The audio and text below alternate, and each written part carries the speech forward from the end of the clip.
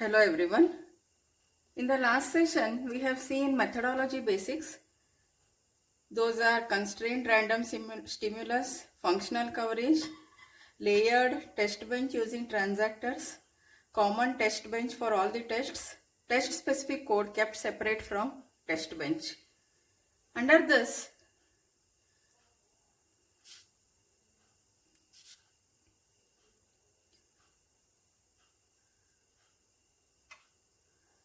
we have seen all this. Random stimulus is a crucial for exercising complex designs.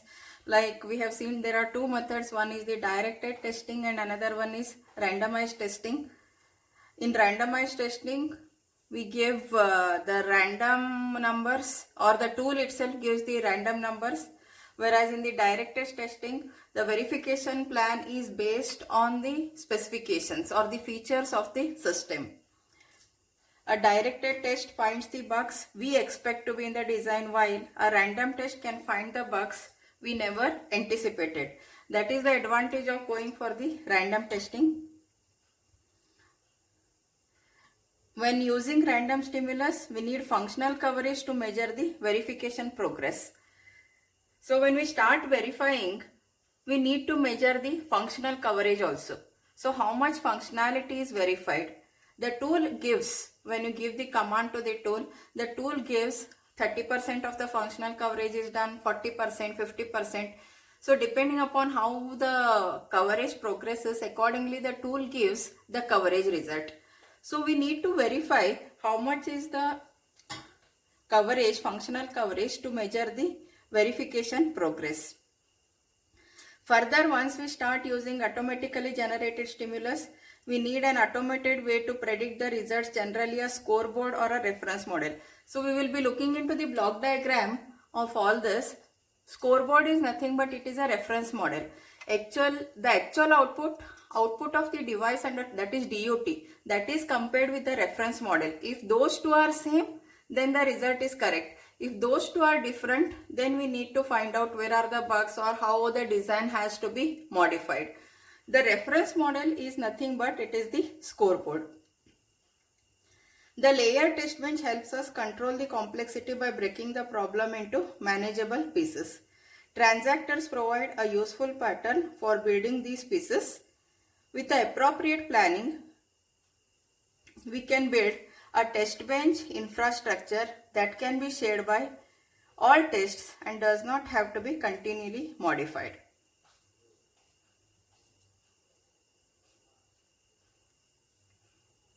This diagram also we have seen, which is along x-axis we have the time and along y-axis we have the coverage. If you see this graph, initially the directed test will be very fast for the coverage. See, if you see this graph, this is for the directed test and this is for the random test. For the random test, there is no coverage till this time. That is for the initial time, but once this time is passed, 100% coverage is achieved at very faster rate. Whereas for the directed test, initially it will be fast when it is compared to the random test, but it takes more time to reach the 100% coverage. Now what is constrained random stimulus? I told you we need to use the randomization so that we can get the bugs which we have not anticipated also. So in randomization, we have one more method called as the constrained randomization. Constrained randomization in the sense we put the constraint onto the randomization. So suppose if you want a constraint that if you want to verify only the inputs from 10 to 20, then you need to put this constraint onto the randomization tool. Onto the randomization, then it generates the numbers only between 10 to 20 only. Then it simulates the design. So this is when we put the constraint onto the design or onto the randomization, then it is known as the constrained randomization random stimulus. While we want the simulator to generate the stimulus, we don't want totally random values. If you don't put the constraint, then it generates any random value. If you put a constraint, then it generates only those values. So I told you, if the constraint is between 10 to 20, then the random generator generates only the values between 10 to 20. We use the System Verilog language to describe the format of the stimulus, and the simulator picks the value that meet the constraints. These values are sent into the design and also into the high level model that predicts what the result should be. The design's actual output is compared with the predicted output.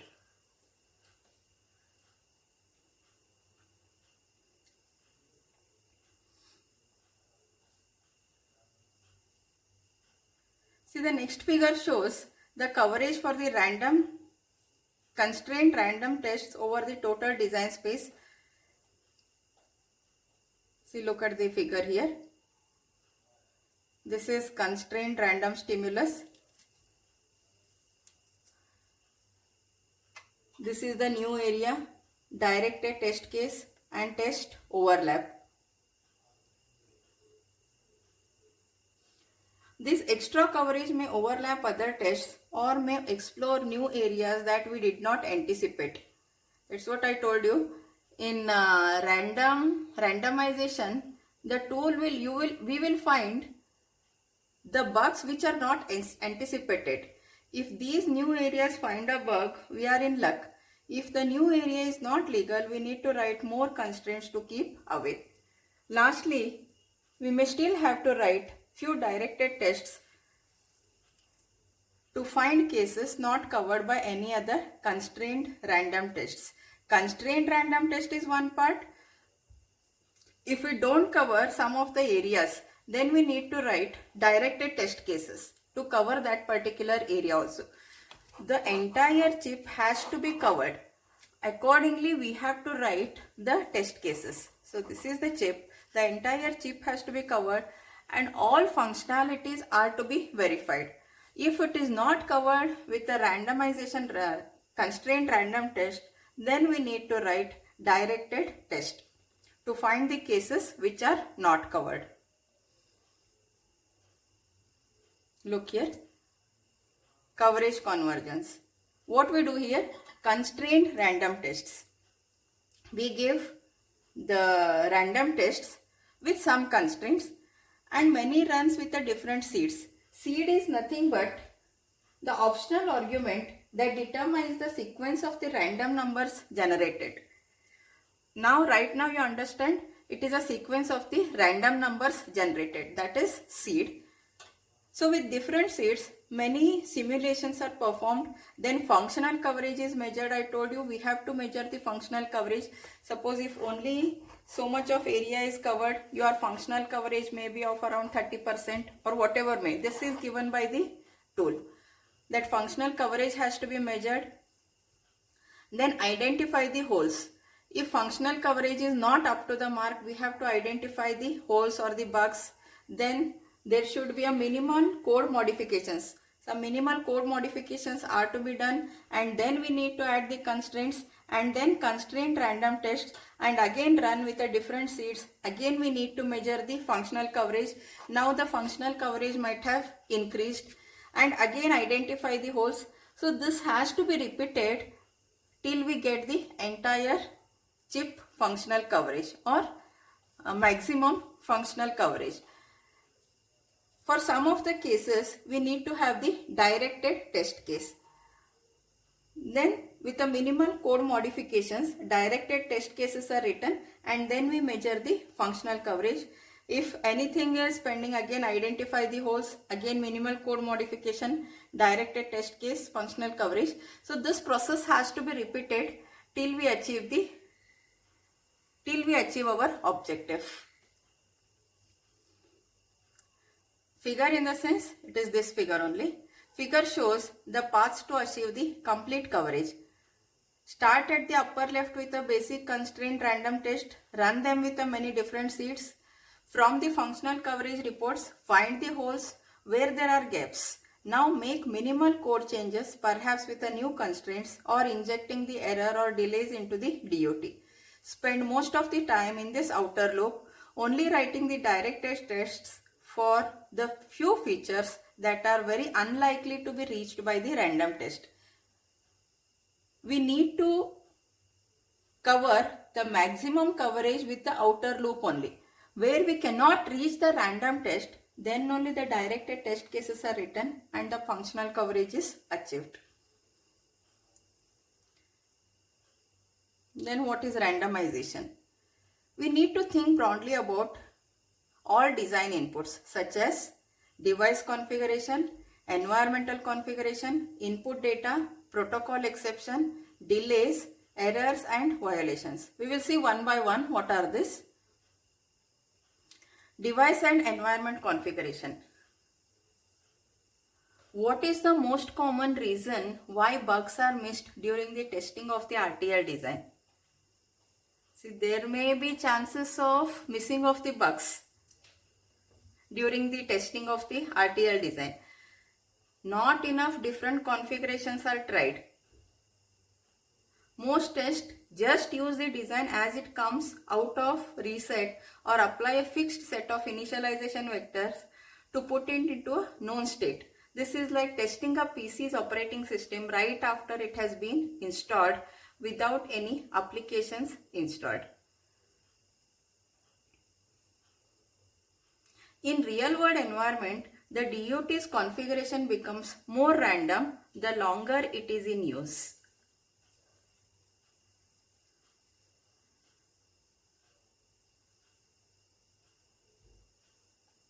In the real world, the device operates in an environment containing the other components. Now we have the chip. So this chip will be operating along with the other components. There are other components in the real world environment. When we are verifying the DUT, it is connected to the test bench that mimics this environment. So when we write the test bench, our test bench has to mimic this environment. Then only the chip has to be verified with all these existing constraints or the conditions of the environment.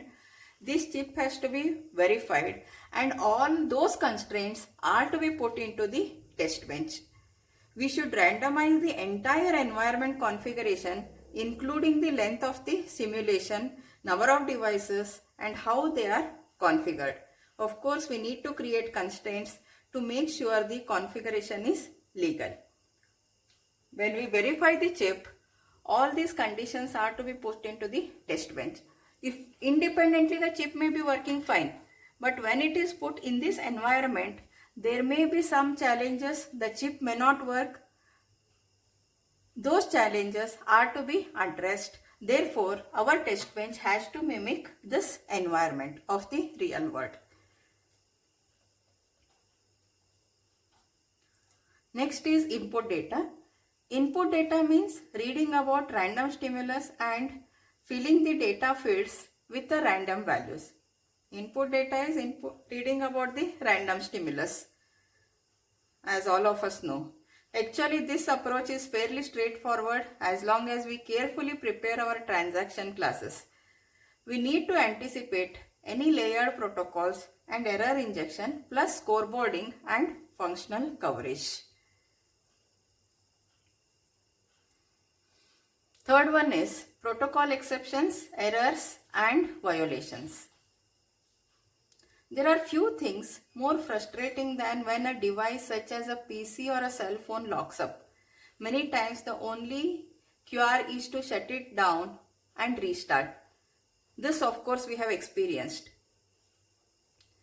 Sometimes we have to shut it off to get the device back into the operation. It is due to some of the bugs only. Chances are that deep inside the product there is a piece of logic that experienced some sort of error conditions and could not recover and thus stopped the device from working correctly. How can we prevent this from happening to the hardware we are building? If something can go wrong in the real hardware, we should try to simulate it. Look at all the errors that can occur. We have to look at all the errors that can occur. We have to think of all the errors as a verification engineers. This may occur. Then we need to have the test bench for that. The device has to be verified. The primary objective is we need to think of all the errors that occur and we need to verify our system with all those errors injected into the device. What happens if a bus transaction does not complete? If an invalid operation is encountered, these are some of the errors. Does the design specification state that two signals are mutually exclusive? Drive them both and make sure the device continues to operate. It means that under all conditions, with all existing in the real world, whichever are the components existing along with that chip, everything has to be verified along with the error injected into the device. Delays and synchronization. How fast should our test bench send in stimulus? Always use constrained random delays to help catch protocol bugs. A test that uses the shortest delays runs fastest, but it won't create all possible stimulus. These all, everything we have studied, only thing is it is put in some order under that particular title. We can create a test bench that talks to another block at the fastest rate, but subtle bugs are often revealed when intermediate delays are introduced. A block may function correctly for all possible permutations of the stimulus from a single interface, but subtle errors may occur when the data is flowing into the multiple inputs. Try to coordinate various drivers so they can communicate at different relative timings. What if inputs arrive at the fastest possible rate, but the output is being throttled back to a slower rate? These all things, as a verification engineers, we need to think. What if stimulus arrives at multiple inputs concurrently? What if it is staggered with the different delays? Then we use functional coverage. Parallel random testing. How should you run the tests? A directed test has a test bench that produces a unique set of stimulus and response vector. To change the stimulus, we need to change the test. A random test consists of the test bench code plus a random seed. If the same test is run for 50 times, each with a unique code, we will get 50 different sets of stimuli. This is about just simulating the design with the different seeds. Running with the multiple seeds broadens the coverage of the test and leverages the work. Next is functional coverage.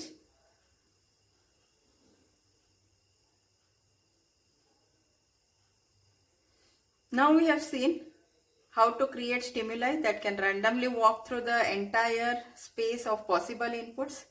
With this approach, the test bench visits some areas often but takes too long to reach all possible states. Unreachable states will never be visited even given an unlimited simulation time.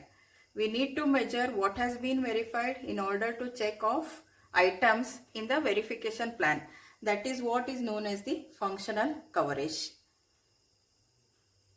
The process of measuring and using functional coverage consists of several tests. First, we add code to the test bench to monitor stimulus going into the device and its reaction and response to determine what functionality has been exercised.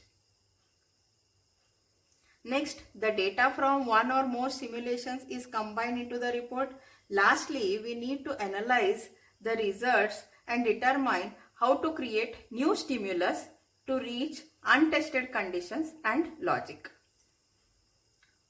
Overall idea here is we have to cover the entire area of the design.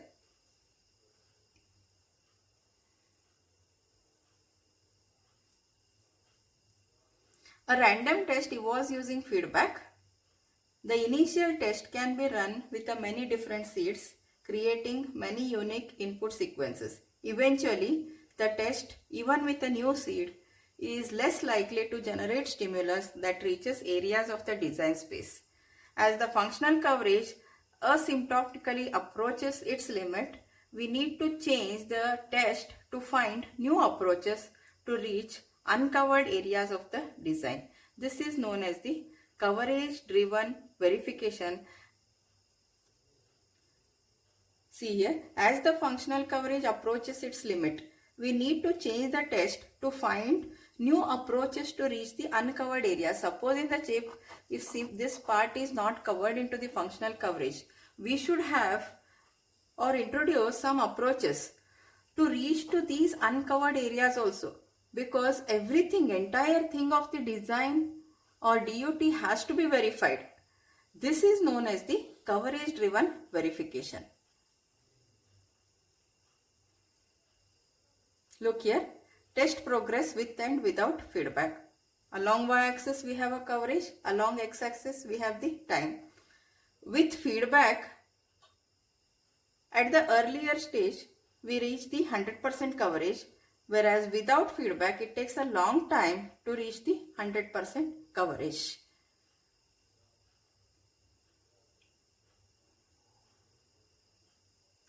A more productive testing strategy uses random transactions and terminators.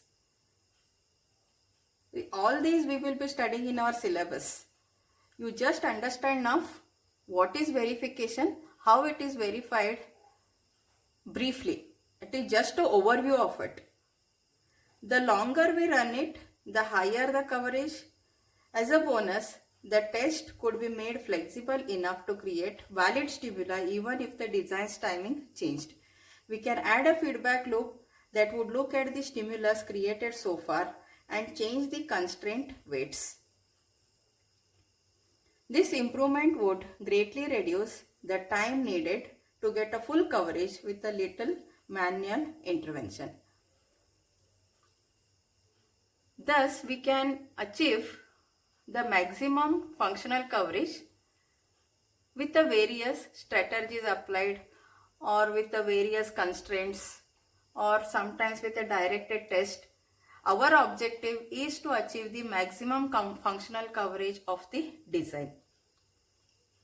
We will continue in the next session. Thank you.